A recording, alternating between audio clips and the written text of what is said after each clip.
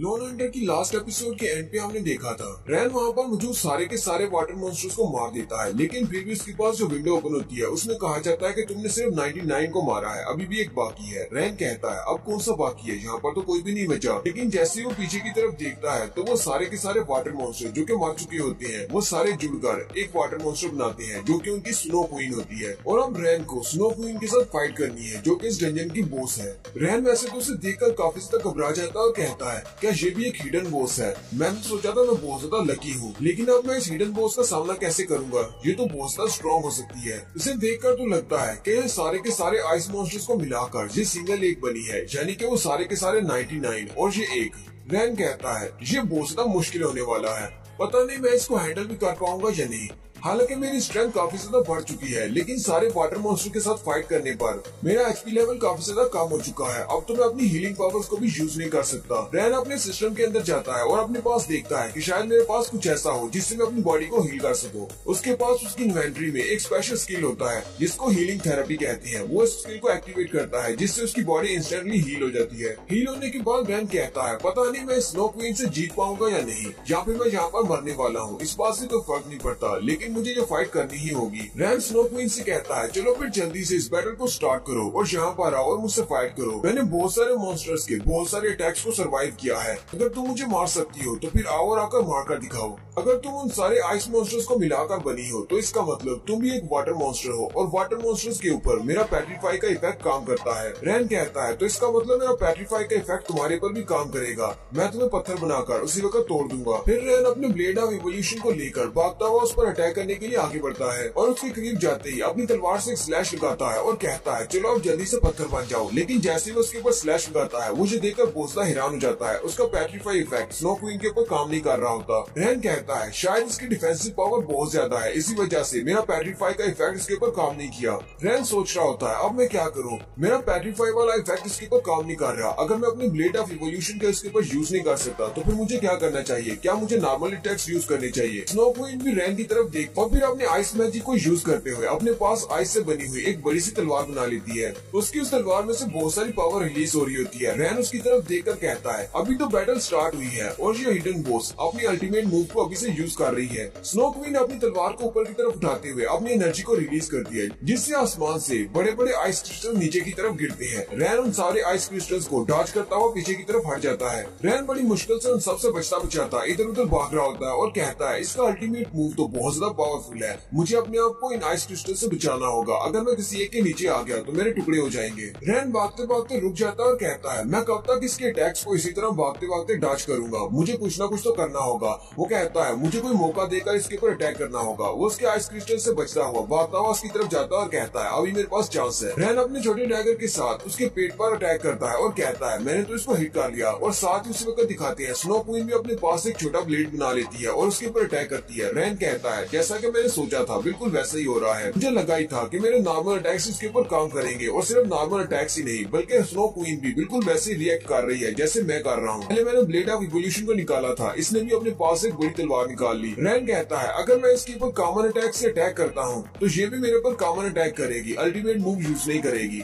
रैन कहता है अब मैंने सिर्फ इतना सा काम करना है, मैंने इसके ऊपर कॉमन अटैक्स करने हैं, लेकिन इसके अटैक से अपने आप को बचाना है क्योंकि अगर इसने मुझ पर अटैक किया तो मेरी एचपी बहुत ज्यादा लो हो जाएगी। रैन उसके ऊपर बार बार अटैक करता है, वो अपने सामने एक शील्ड बना लेती है। रैन कहता है अगर मैं अपने कॉम्बो मूव को यूज करता हूँ यानी अपने पंचीस और स्वर्ड को मिलाकर इसके ऊपर अटैक करता हूँ तो क्या पता मेरा कॉम्बो मूव इसके अल्टीमेट अटैक से ज्यादा पावरफुल बन जाए। और साथ ही रैन आगे बढ़ता है और उसके ऊपर अपने कॉम्बो मूव को यूज करना स्टार्ट करता है, यानी कि उसके हाथ में उसका ब्लेड ऑफ इवोल्यूशन होता है और दूसरे हाथ से वो उसका पंच मार रहा होता है। वो बार बार अपने कॉम्बो मूव को यूज करता है और साथ ही साथ उसकी गिनती भी चल रही होती है, यानी कि उसने पहले एक कॉम्बो यूज किया, फिर दूसरा मूव, फिर तीसरा, फिर चौथा, और इस तरह वो करते करते बहुत सारे कॉम्बो मूव्स यूज करता है। यहाँ तक कि उसके काउंट को दिखाते हैं कि उसने 80 कॉम्बो मूव्स को यूज कर लिया है। नेक्स्ट सीन में वो 450 तक पहुंच जाता है और नेक्स्ट सीन में वो 4932 पर पहुंच जाता है, फिर 6731 पर पहुंच जाता है, यानी कि उसने इतनी बार उसके ऊपर कॉम्बो मूव को यूज किया है। रैन बार बार उसके ऊपर कॉम्बो मूव को यूज कर रहा होता है, यहाँ तक कि वो 9099 पर पहुंच जाता है। और लास्ट पर जाकर जब वो अपना 10,000 वाला कॉम्बो मूव यूज करता है तो उसी वक्त उसके पास विंडो ओपन होती है और कहा जाता है कंग्रेचुलेशन, एक्टिवेशन। तुमने अपने फर्स्ट 10,000 कॉम्बो मूव्स को यूज कर लिया है, इसलिए तुम्हारा एक special deadly attack mode activate हो गया है। साथ ही इस अटैक के बारे में बताया जाता है कि ये अटैक किस तरह काम करेगा। उसमें ये होता है कि जब भी तुम अपने दुश्मन पर अटैक करोगे, तुम्हारे अटैक की जितनी भी डिफेंसिव पावर है वो 10% तक कम हो जाएगी, लेकिन इस अटैक के साथ साथ तुम्हारी 1% हेल्थ भी कम होती जाएगी। रैन अपने नए स्किल को लेकर काफी ज्यादा खुश होता है और हंसते हुए कहता है, लगता है गॉड वाकई में मेरी साइड पर है। उसे भी लगा होगा कि मैं स्नो क्वीन को कैसे हराऊंगा, इसीलिए उसने मुझे एक नया स्किल दे दिया। चलो फिर इस डेडली अटैक स्किल को यूज करके देख कि मैं स्नो क्वीन को हरा सकता हूँ या नहीं।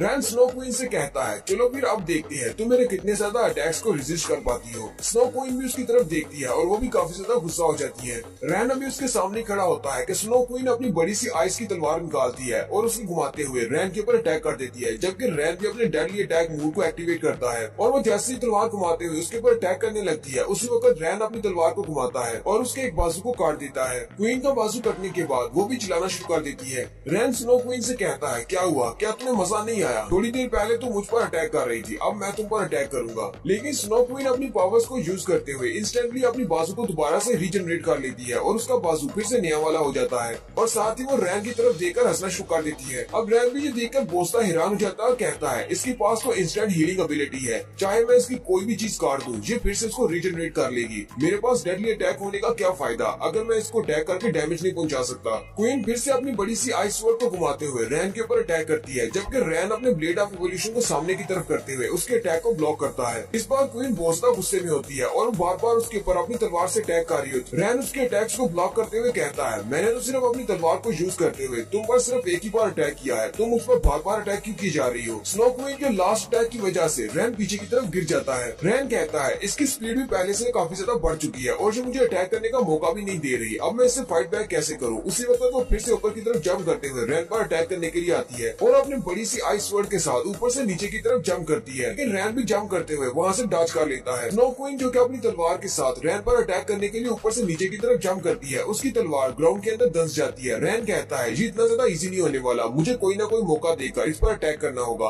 वो उसके ऊपर से पीछे की तरफ जंप करता है और घूमते हुए उसके सर के ऊपर एक स्लैश लगाता है। रैन को लगता है कि शायद इसका सर काट देने की वजह से ये मर जाएगी, लेकिन रैन जैसे नीचे लैंड करता है उसी वक्त पीछे दिखाते हैं कि उसने दोबारा से अपने सर को रीजनरेट कर लिया होता है और साथ ही वो अपनी बड़ी सी तलवार को घुमाते हुए फिर से रैन के ऊपर अटैक करती है। रैन उसके अटैक को ब्लॉक करता है और उसके ऊपर अटैक करता है, लेकिन वो उसके अटैक को डॉज कर लेती है। स्नो क्वीन हवा में उड़ना शुरू कर देती है और अपना एक स्पेशल स्किल एक्टिवेट करने वाली होती है। रैन कहता है, मुझे कुछ ना कुछ करना होगा वरना ये अपना स्पेशल स्किल एक्टिवेट कर देगी, जो कि बहुत ज्यादा स्ट्रॉन्ग हो सकता है, शायद मैं उस अटैक से न बच पाऊं। स्नो क्वीन के हाथ में उसका आइस ब्लेड होता है, जबकि उसके इर्द गिर्द बहुत सारे आइस क्रिस्टल्स उड़ रहे होते हैं। वो सारे के सारे आइस क्रिस्टल्स को सामने की तरफ करते हुए रैन पर अटैक करती है और साथ ही अपनी तलवार के साथ भी उसके ऊपर अटैक करती है। रैन कहता है, इस बार मुझे तुम्हें नॉकडाउन करना ही होगा। स्नो क्वीन जंप करते हुए अपनी बड़ी तलवार के साथ उसके ऊपर अटैक करती है, जबकि नीचे की तरफ से रैन भी ऊपर की तरफ जंप करता है और अपने ब्लेड ऑफ इवोल्यूशन के साथ उसके साथ अपना ब्लेड टकराता है, जिसकी वजह से आइस क्वीन का आइस ब्लेड टूट जाता है और उसके आइस ब्लेड के टूटने के साथ ही स्नो क्वीन भी मर जाती है। हालांकि यहाँ पर स्नो क्वीन को मरते हुए ठीक तरह से दिखाया नहीं गया कि स्नो क्वीन को उसने मारा कैसे। स्नो क्वीन इतनी ज्यादा स्ट्रॉन्ग थी, सिर्फ उसके ब्लेड के टूटने से वो मर कैसे सकती है। नेक्स्ट सीन में बस रैन को दिखाया जाता है कि रैन ने स्नो क्वीन को मार दिया है और उसके पास विंडो भी ओपन होती है कि तुमने स्नो क्वीन को मार दिया है और साथ ही उसे कहा जाता है, तुम्हें इस मिशन को पूरा करने पर रिवार्ड मिला है। रैन कहता है, पता नहीं इस बार मुझे कौन सा रिवार्ड मिला होगा। पहली बार तो मुझे पेट्रिफिकेशन का स्किल मिला था, इस बार उसे वाटर एसेंस मिलता है, यानी कि वाटर का स्किल मिलता है। रैन कहता है, अब ये वाटर एसेंस क्या चीज है, इससे क्या होगा? आती एक और विंडो ओपन होती है और उसे कहा जाता है, तुम्हारा वेपन इसके लिए सूटेबल है, क्या तुम इसे अपने वेपन के साथ फ्यूज करना चाहोगे? रैन अपने ब्लेड ऑफ इवोल्यूशन को सामने की तरफ करते हुए कहता है, हाँ क्यों नहीं, इसको मेरे ब्लेड के साथ फ्यूज कर दो। और थोड़ी ही देर के बाद उसके पास विंडो ओपन होती है कि तुम्हारी फ्यूजन कंप्लीट हो चुकी है और साथ ही उसे स्किल के बारे में बताया जाता है कि स्पेशल स्किल से क्या होता है।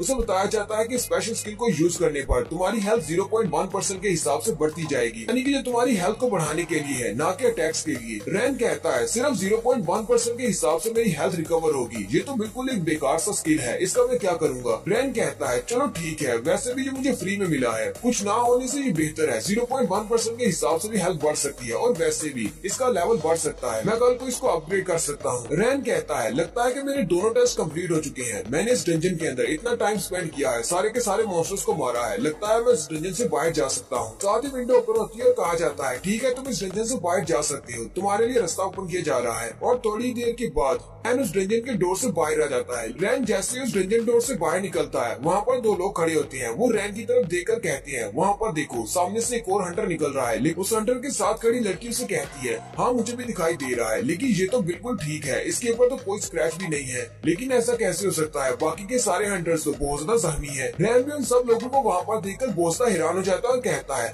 ये लोग तो गिल्ड एसोसिएशन वाले हैं, लेकिन ये यहाँ पर क्या कर रहे हैं, आज यहाँ पर हुआ क्या है। उन्हीं के पास एक हंटर खड़ा होता है जिसकी बाजू पर पट्टी बंदी होती है, वो उसे इन्वेस्टिगेट कर रहे होते हैं। रैन वहाँ पर अपने आसपास देखता है तो बहुत सारे ऐसे हंटर्स होते हैं जो कि जख्मी हालत में होते हैं और मेडिकल केयर वाले भी वहीं पर मौजूद होते हैं और उन सबको ट्रीट कर रहे होते हैं। रैन कहता है ये सारे नॉविस डंजन के अंदर जाने से जख्मी कैसे हो सकते हैं, एक नॉविस डंजन का डिफिकल्टी लेवल तो 0 होता है, फिर ये सारे इस डंजन के अंदर जाकर जख्मी कैसे हो गए। और यहीं पर हमारी एपिसोड 5 का एंड होता है। नेक्स्ट एपिसोड में देखेंगे कि ये सारे लोग जख्मी कैसे हो गए और उसके बाद रैन की एक लड़की के साथ फाइट होगी जो कि असैसिन टाइप है। एक्सप्लेनेशन अच्छी लगी हो तो कमेंट करके जरूर बताइएगा। चैनल को सब्सक्राइब कर दे, वीडियो को लाइक और शेयर कर दे। शुक्रिया।